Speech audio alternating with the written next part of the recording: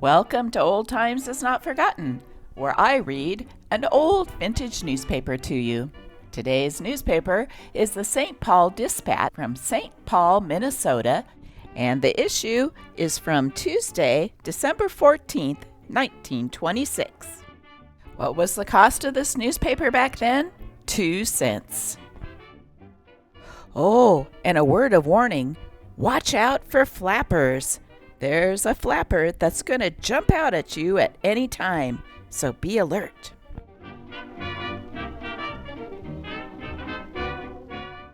It was almost Christmas at the time of this newspaper. Society women boost St. Paul stores. Try St. Paul first was the message broadcast to shoppers in St. Paul stores today by prominent members of the Women's Greater St. Paul Committee, who invaded the Loop District to boost for the quality of merchandise found in the St. Paul retail market. In this picture are Mrs. J.C. Emeny, left, and Mrs. Springer Brook, with sandwich boards they used to advertise their slogan. Girls of 1926 don't faint, says Bishop, lauds them. London. The Bishop of Southwell, speaking of the modern girl, declared his readiness to defend her. Although she does prefer short hair and takes less material for a dress than formerly, he said, the modern girl has at least stopped fainting. In fact, she is more inclined to make her parents faint. The modern girl is all right when one knows her. Let's see what exciting things happened around the country on that day. Man with bulletproof chest guard unharmed, 3 spectators wounded. Danville, Illinois, December 14th. In a demonstration of a bulletproof chest protector Monday before the Rotary Club, fragments of bullets from a pistol which were shattered on the protector glanced and struck 3 members, causing slight injuries. The man wearing the protector was uninjured. Elephant defies posse, Garnett, Kansas, December 14th. Diamond, 6-ton elephant, which escaped from the winter quarters of a circus Saturday, has been cornered in a field near here, but leaders of a posse assigned to get him dead or alive are skeptical as their ability to capture him. The posse was organized by county authorities after Diamond had wrecked numerous small farm buildings, killed a pig, and frightened scores of persons by his attempts to enter buildings. Thus far, he has injured no one. After several attempts to drive the elephant into sheds in the hope of chaining him to the posts, he was left in the ravine near here for the night. This is a photo of inventor Charles Lovett from France, and our next article is about something he invented. Auto house has 9 rooms. Le Harvey. A motor car of huge proportions is to be seen moving about the high roads of Normandy. The owner, Monsieur Lovett, built it himself a year ago. It contains 9 connecting rooms. On the outside are notices stating that the car is an ambulating apartment. The rooms are pleasantly furnished, and light and air are admitted by means of imitation portholes fitted with light shutters. This dwelling, occupied by the owner and his wife and child, is provided with an aerial for radio. In this manner, the family seems to have solved the problem of living rent-free with facilities for changing their place of residence as often as desired without effort or trouble. These days, you can trust your groceries for the most part to be pure. Not so in 1926. Vienna. A Viennese editor's cook showed her master a pound of pepper, which she had bought. Half of it was dust. In his journal, the editor printed a paragraph saying that if the offending tradesman did not immediately send a like amount of pure pepper, his name would be published. Within a day or two, no fewer than 32 grocers sent in 32 pounds of real pepper. I just love my Minnesota macaroni, better than meat. Macaroni, spaghetti noodles, chow mein noodles. 4 packages, 27 cents.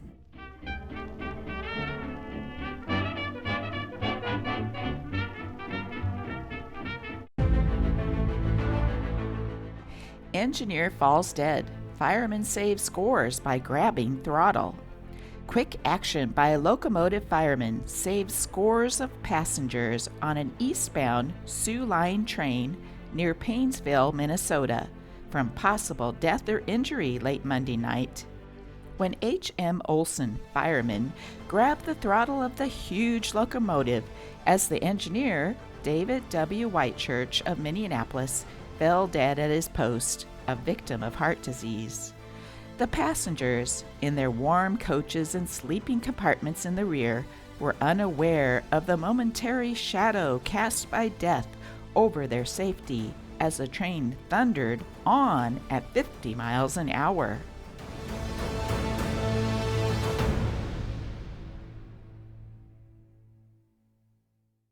Chaplin studio deserted. Hollywood, California, December 14th.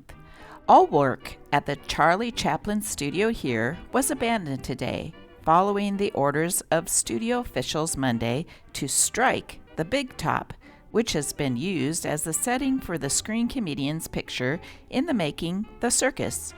Meanwhile, Chaplin, who quit work in his comedy role following his recent break with his wife, the former Lita Gray, remains in seclusion at the nearby resort.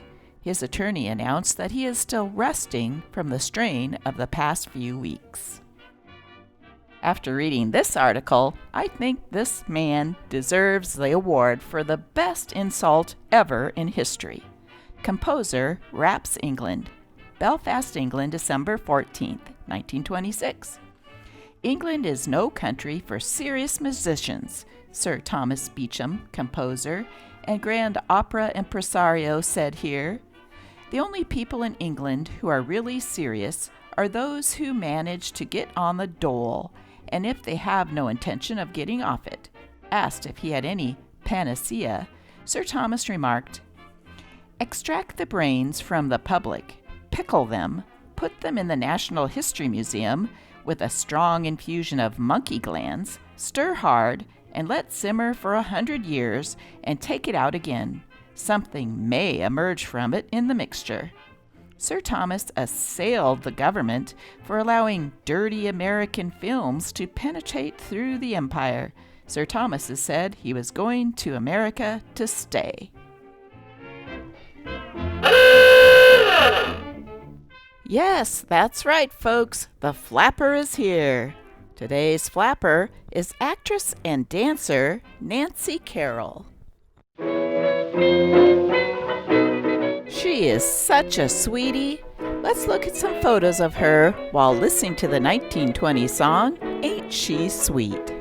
There she is, that's what keeps me up at night. Oh gee whiz, that's why I can't eat a bite. Those flaming eyes, that flaming youth. Oh mister, oh sister, tell me the truth. Ain't she sweet? See her coming down the street. Now I ask you very confidentially, ain't she sweet? Now ain't she nice? Look her over once or twice. Now I ask you very confidentially, ain't she nice? Just cast an eye in her direction. Oh me, oh my, ain't that perfection? Now I repeat, don't you think that's kind of neat? Now I ask you very confidentially, ain't she sweet?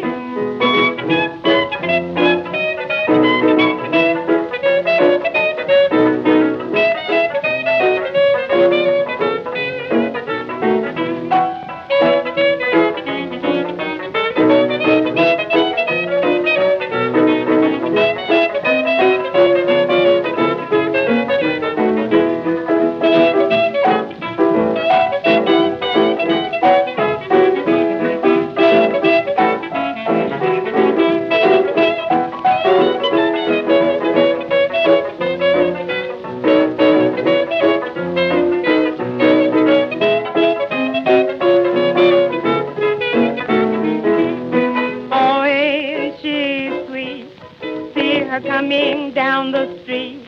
Now I ask you very confidentially, ain't she sweet? Oh, ain't she nice? Look her over once or twice. Now I ask you very confidentially, ain't she nice? Just cast an eye in her direction. Oh me, oh my, ain't that perfection? Now I repeat, don't you think that's kind of neat? Now I ask you very confidentially, ain't she sweet? Bob, I've got to tell you something, and you have to listen. All through this dance I've been wanting to say it. You have a smudge on the end of your nose.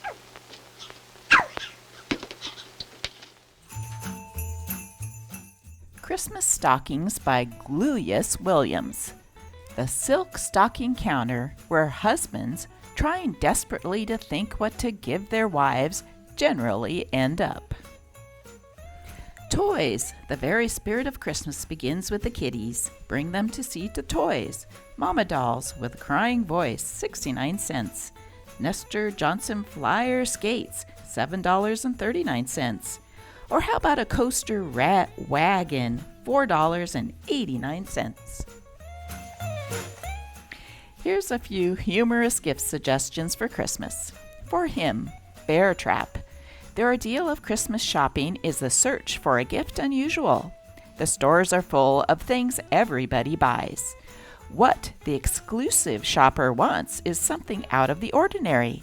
Has the man for whom you are seeking a gift rebelled against dressing gowns, humidors, cigarette cases, canes, socks, etc.? Does that same wan look come to his face every Christmas morning as he opens his gift box? Then why go on buying the same old things? Have you ever thought of a bear trap? There is a charm, distinction, originality, and zip in a bear trap. And best of all, you will know nobody else will be likely to give him the same thing. Special sale, $7.50 to $14.98 without bears. How about hooked rugs? Perhaps you can't make up your mind what to buy for some man who is of the studious and retiring type, a man who keeps very much to himself. Does he scorn the useful gifts?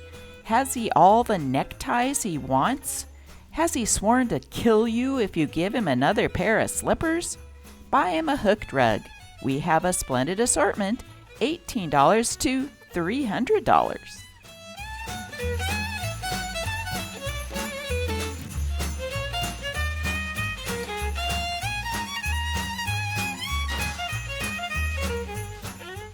For her, andirons. How is your girlfriend, your daughter, or your wife fixed for andirons? Have you asked yourself that question? No woman's life is what it should be if her andiron requirements have not been met. They make a very unconventional Christmas gift. We have some very fine antiques, $15 to $150.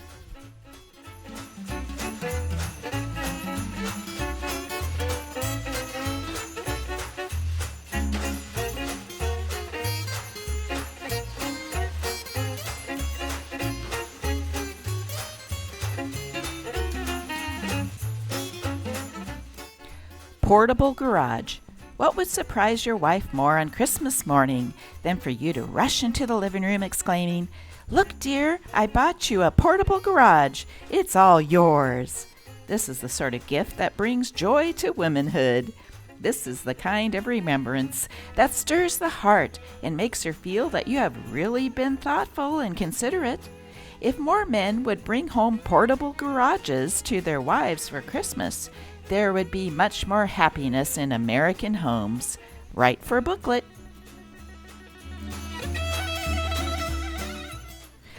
Finally, for the kiddies, machine guns.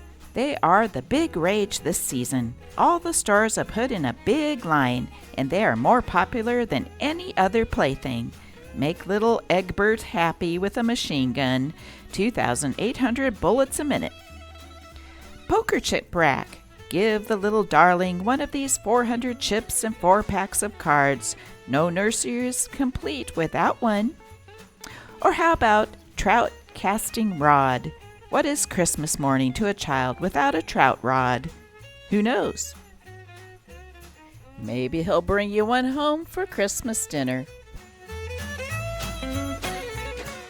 Hey, thanks for watching. Hey, and keep the lookout for my next video with another issue from the St. Paul Dispatch newspaper. Farewell.